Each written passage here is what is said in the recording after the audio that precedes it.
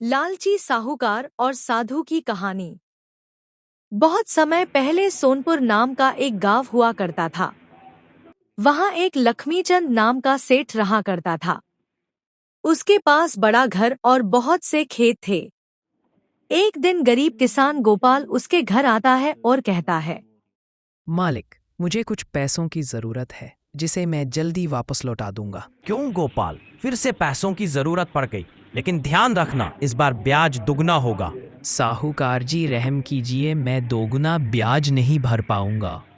रहम मैं नहीं करता गोपाल, हिसाब की दुनिया में पैसा ही धर्म है। लक्ष्मीचंद के इस रवैये से गांव वाले उससे डरते थे, पर मन ही मन उसे बुरा भला कहते। एक दिन गांव के बाहर से एक बूढ़ा साधु वहां आया।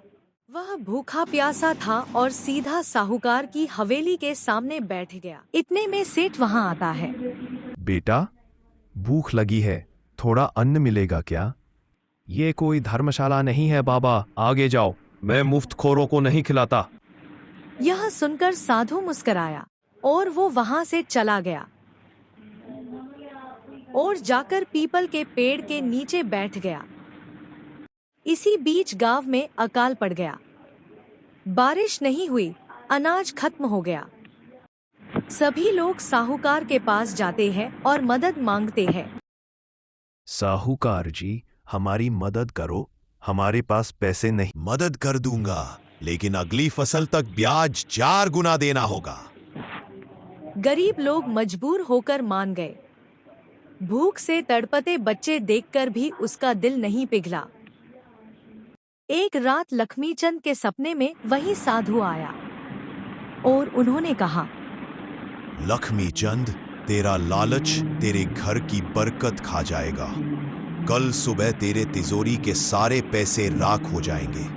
लक्ष्मीचंद नींद से कांपकर जगता है और इधर उधर देखने लगता है। अगली सुबह जब वह तिजोरी खोलता है तो वह देखता है कि सारे नोट राख बन चुके हैं।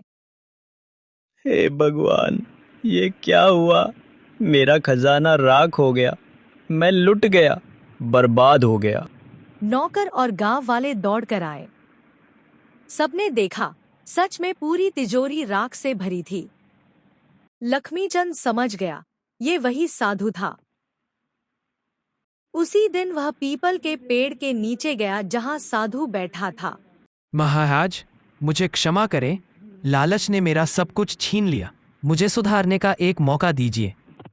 जब मन का ताला खुल जाता है तब तिजोरी का ताला अपने आप खुल जाता है। जाओ, लोगों के काम आओ, वहीं असली धन है। वह दिन और आज का दिन लक्ष्मीचंद ने लालच छोड़ दिया। धीरे धीरे गांव में समृद्धि लौट आई। लोग फिर से खुश हुए। बारिश भी हुई और फसल लहलहाने लगी। शिक्षा, पैसा नहीं, सेवा ही सबसे बड़ा धन है।